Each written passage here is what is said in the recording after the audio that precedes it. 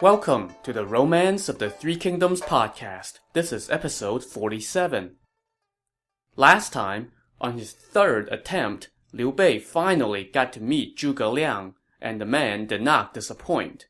Zhuge Liang quickly laid out his grand plan for Liu Bei to establish himself as a power player. Let Cao Cao have the north and Sun Quan have the south. Take Jing province first as your home base, then take Yi province to the west to build your own little empire, and then bide your time for the right moment to invade the north. It was quite an impressive plan, and it made Liu Bei rise from his seat and bow in thanks. However, Liu Bei also voiced some concerns.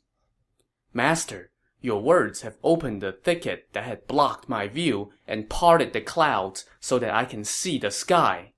However, the imperial protectors of Jing and Yi province, Liu Biao and Liu Zhang, are both my kinsmen in the imperial clan.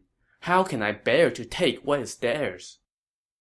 "From studying the stars," Zhuge Liang replied, "I can tell that Liu Biao is not long for this world, and Liu Zhang is not a worthwhile ruler.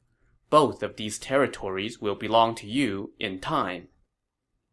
When he heard this, Liu Bei prostrated and pressed his head to the ground to show his gratitude and respect to Zhuge Liang. When he was done, he said, "Although I am of meager standing and worth, I hope you will not spurn me and will leave these hills to help me. I will obediently follow your enlightening instruction." So let's see here.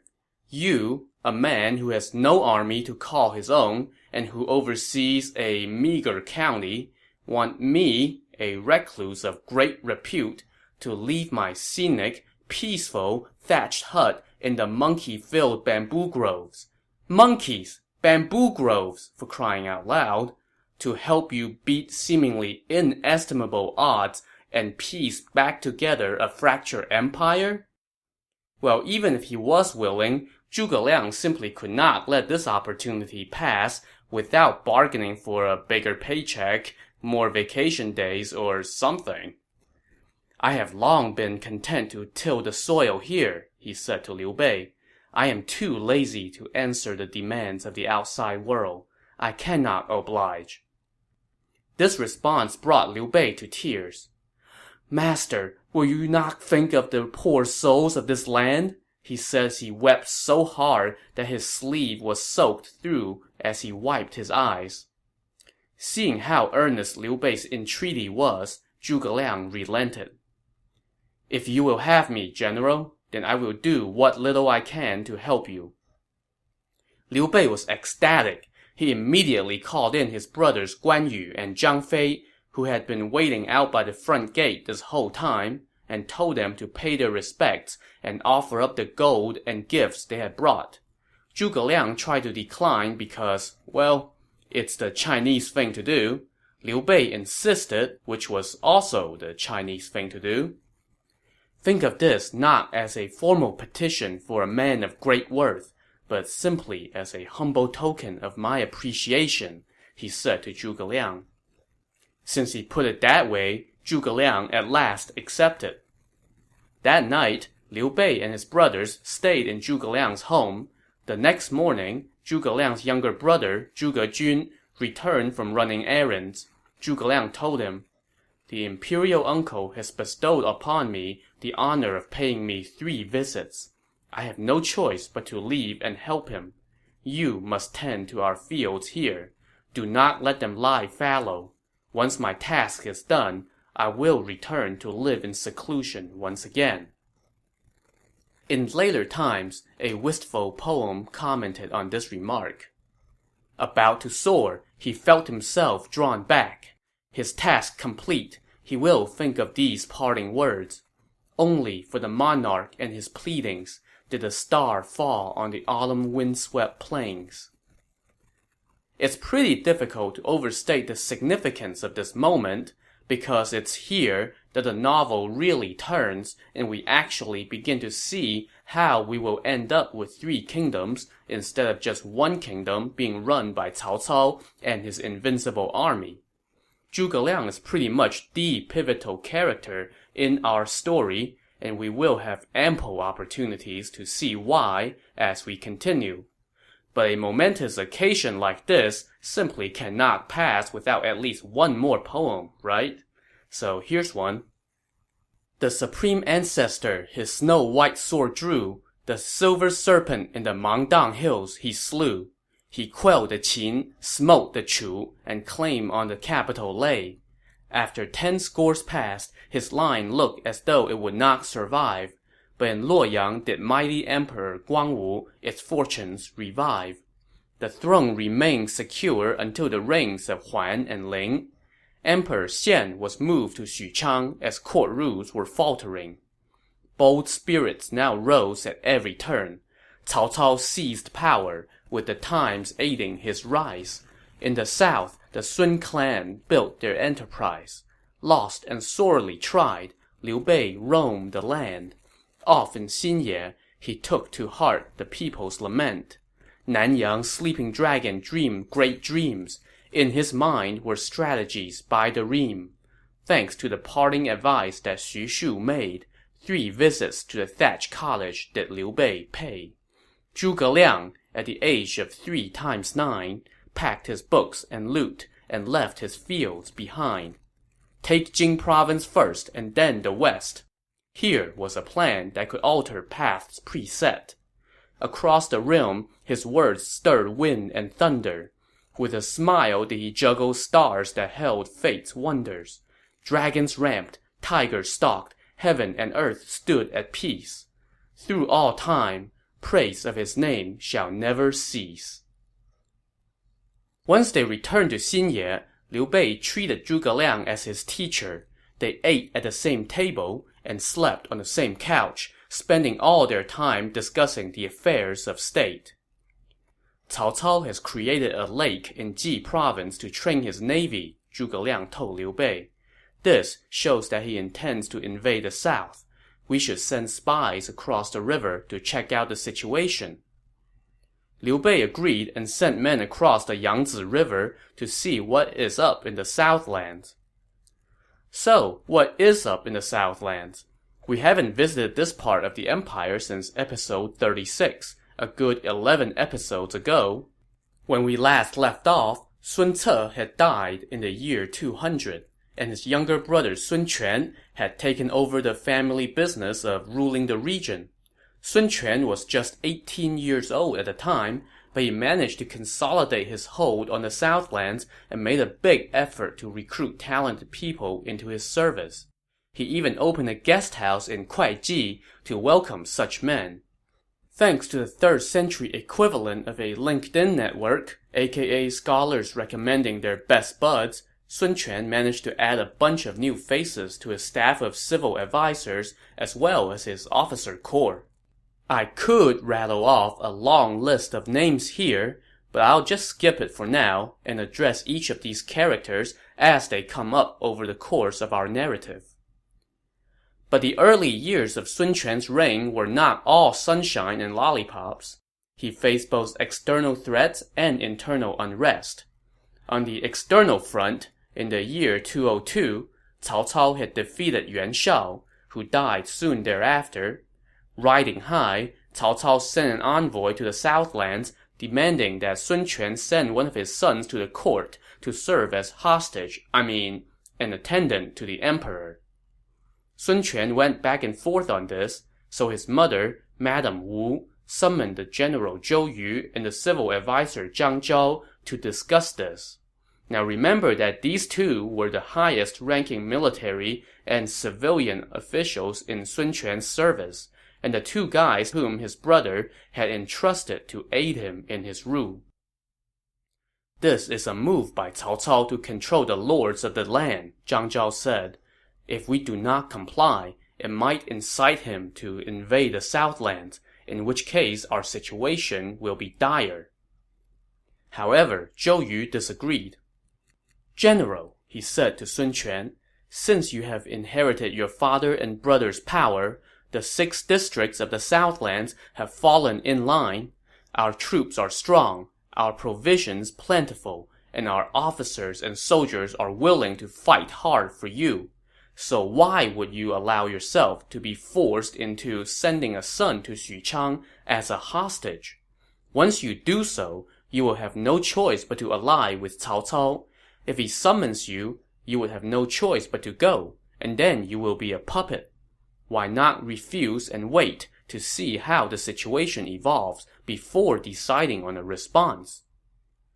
Zhou Yu is quite right, Madame Wu said. Sun Quan also agreed, so he thanked Cao Cao's envoy but said no thanks to the send a son to the capital bit. That gave Cao Cao another reason to entertain thoughts of marching south. But since he was still engaged in his fight for control of the north at the time, he could not pull himself away for a southern campaign. In November of the following year, Sun Quan launched an offensive against Huang Zu, one of Liu Biao's top commanders, who was defending the key location of Jiangxia. Remember that there had been bad blood between the Suns and Liu Biao ever since the latter ambushed and killed Sun Quan's father Sun Jian years ago. So now, Sun Quan was after some revenge. Also, taking out Liu Biao and seizing complete control of the Yangtze River was supposed to be the key step in Sun Quan's bid for control of the empire. The two sides squared off on the river, and Huang Zu's troops were routed. Trying to seize the momentum, one of Sun Quan's officers, Ling Cao, led the charge into the strategic point of Xiakou on a small boat, but he was shot dead by an arrow fired by one of Huang Zu's officers, a warrior named Gan Ning. Ling Cao's son, Ling Tong, who was just 15 at the time, valiantly charged ahead and recovered his father's dead body. From there, the tide of battle turned. Now facing an unfavorable situation, Sun Quan decided to call it quits for now and return home with his army. So those were the external issues.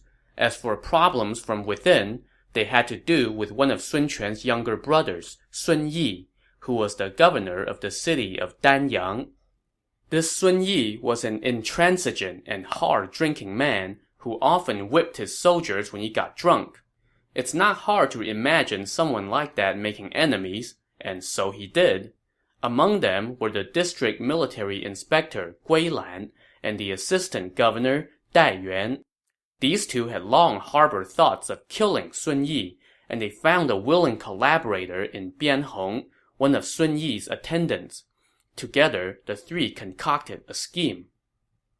As it so happened, Sun Yi was holding a banquet for a gathering of the officers and county prefects under his jurisdiction. On the day of the banquet, Sun Yi's wife, Lady Xu, gave him a warning. This Lady Xu was very beautiful and intelligent, and she was also apparently a skilled diviner.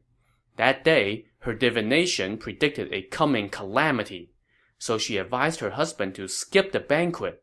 But he would not listen and went to the feast anyway. That night, as the banquet broke up and Sun Yi was leaving, his attendant Bian Hong followed him with a hidden knife. Once they were outside, Bian Hong attacked and cut down Sun Yi. But if Bian Hong thought he was going to be rewarded for this deed, he was in for a nasty surprise.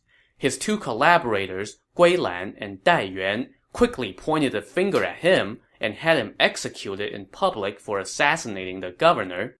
The two then took the opportunity to loot Sun Yi's property, including his women.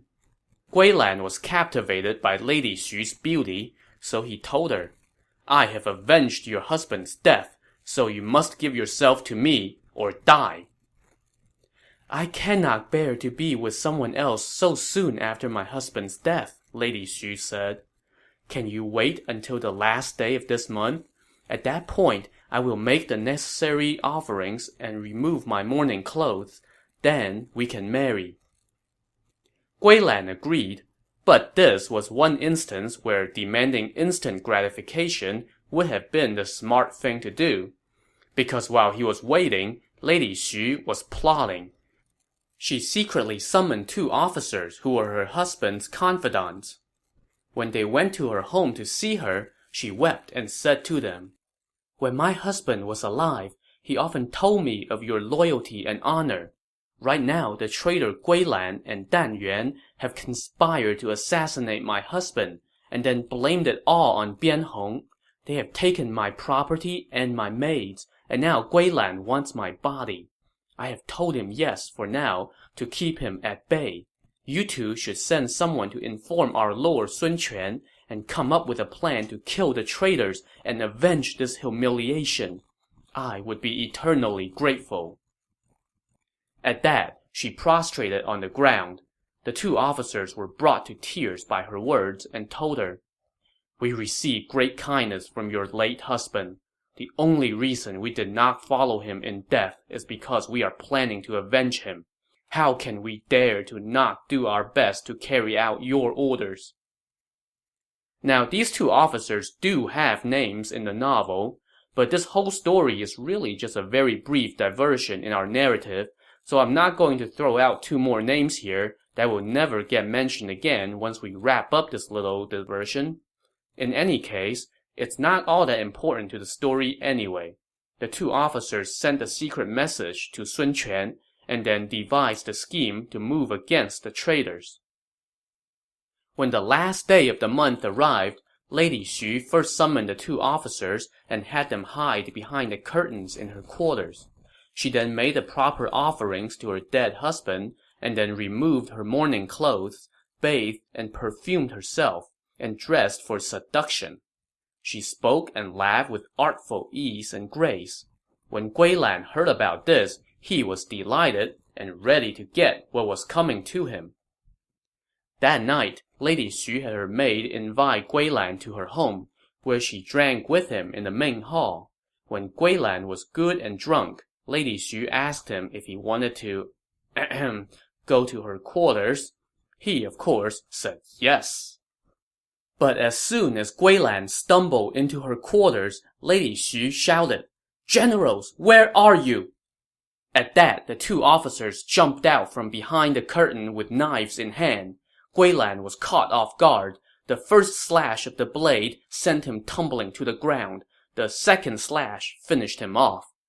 This deed done, Lady Xu then invited the other traitor, Dai Yuan, to her home. When he entered the main hall, he was likewise cut down. With the two traitors now dead, Lady Xu and her comrades sent out orders to round up the traitors' families and execute them all. Thus is the way of these bloody political battles. Lady Xu then donned her mourning clothes once again and laid the traitors' heads on her husband's altar as sacrifices. Within a day, Sun Quan arrived with his troops. When he saw that the problem had already been taken care of, he gave the two officers who helped Lady Xu big promotions and put them in charge of defending Danyang. As for Lady Xu, Sun Quan took his sister-in-law back to his residence, where he would care for her the rest of her life. For her actions, Lady Xu earned praise throughout the Southlands for her strength of character. She even got a poem in the novel, which was no small feat for a woman. "So able and so chaste, in this world all too rare, the widow turned two villains into her cunning snare. Vassals base chose treachery, vassals loyal chose death. To this Southland heroine, does any man compare?"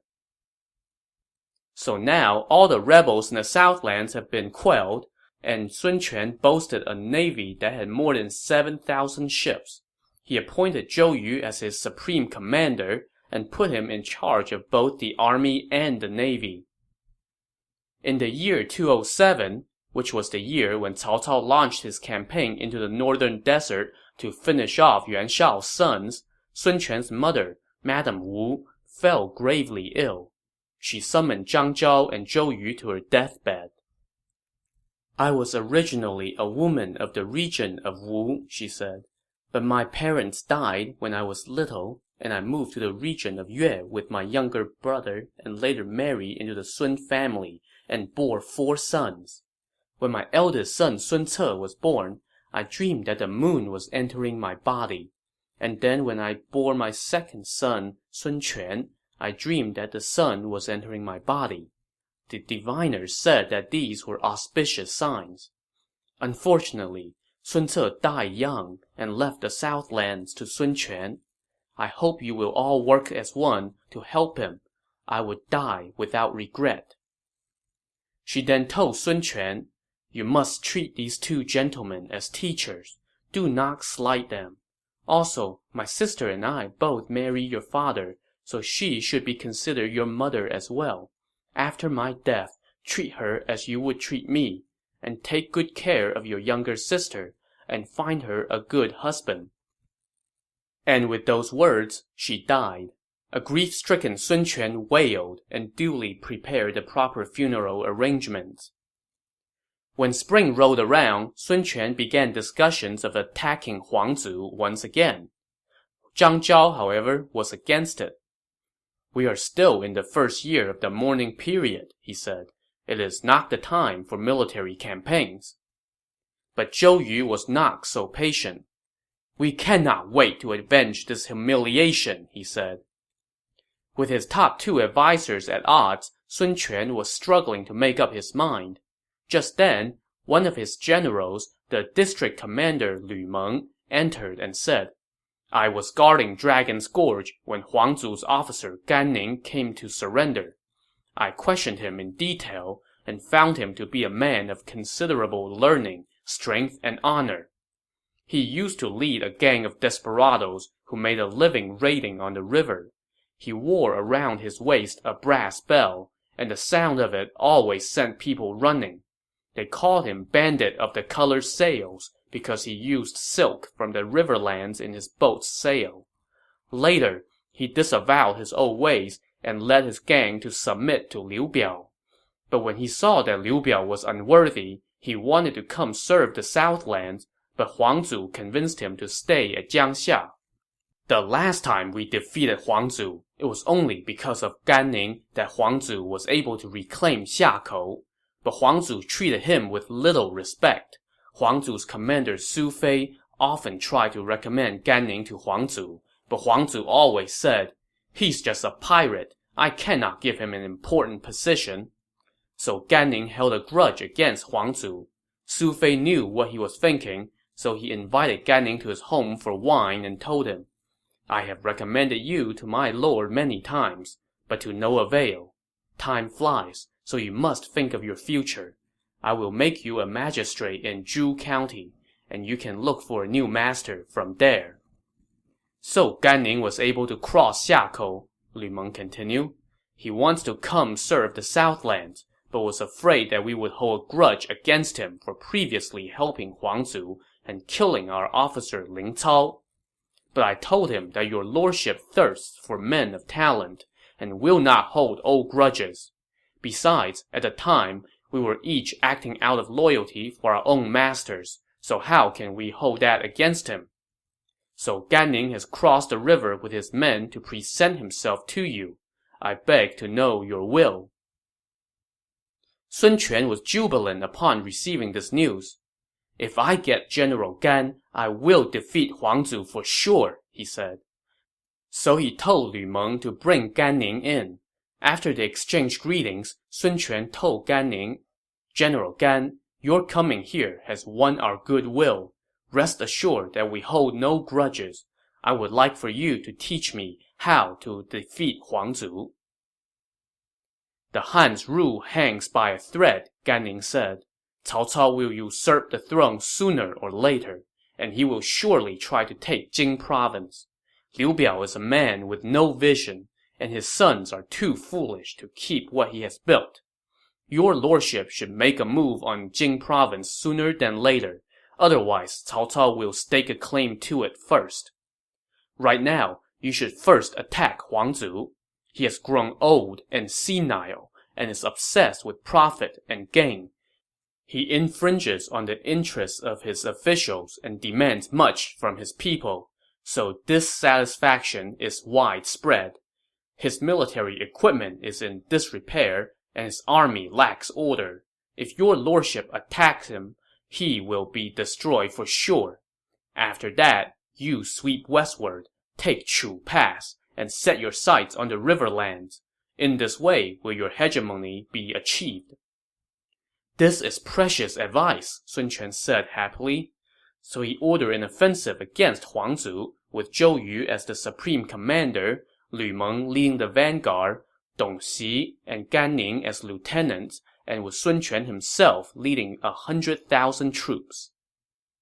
Huang Zu's spies quickly sent word of this invasion to his base at Jiangxia, and he hurriedly assembled his staff to prepare their defense.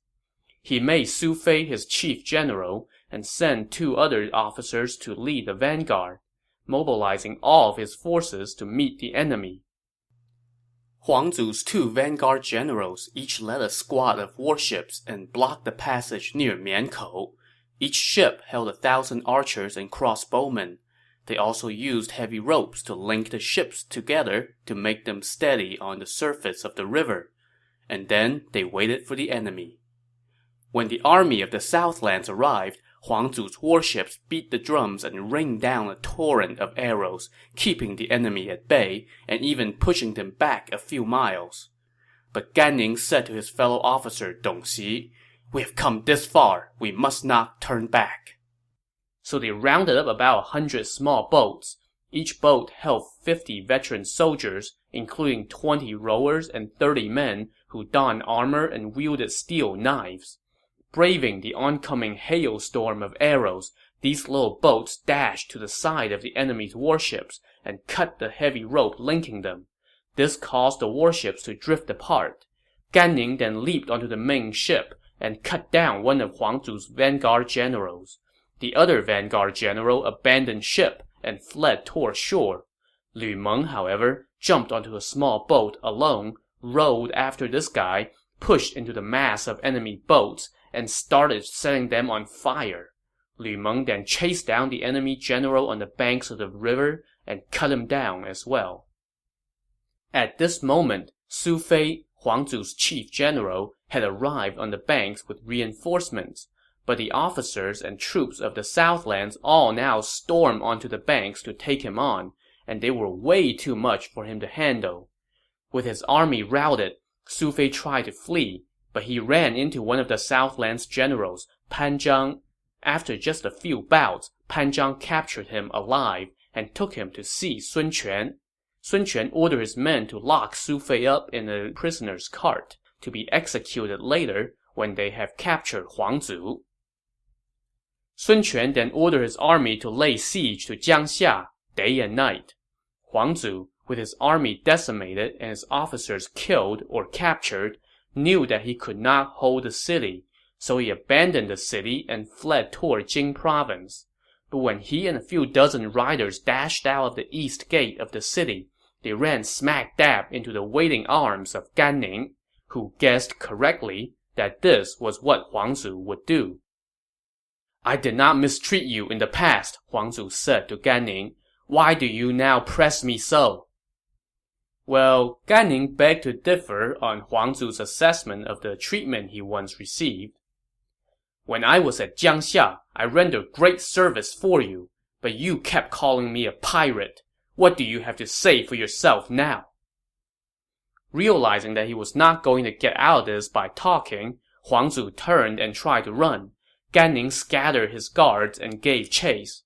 At that moment, Gan Ning heard shouts rising up behind him as a few dozen more riders approached. Gan Ning recognized that they were led by the Southlands general Cheng Pu. Gan Ning was worried that Cheng Pu would steal the credit for capturing Huang Zu, so he quickly fired an arrow and it found Huang Zu's back, dropping him from his horse. Gan Ning then rushed forward and cut off his head before returning with Cheng Pu to see Sun Quan. So Sun Quan has now killed one of Liu Biao's close friends and trusted commanders and taken a key strategic point. How will Liu Biao respond? Find out next time on the Romance of the Three Kingdoms podcast. Thanks for listening.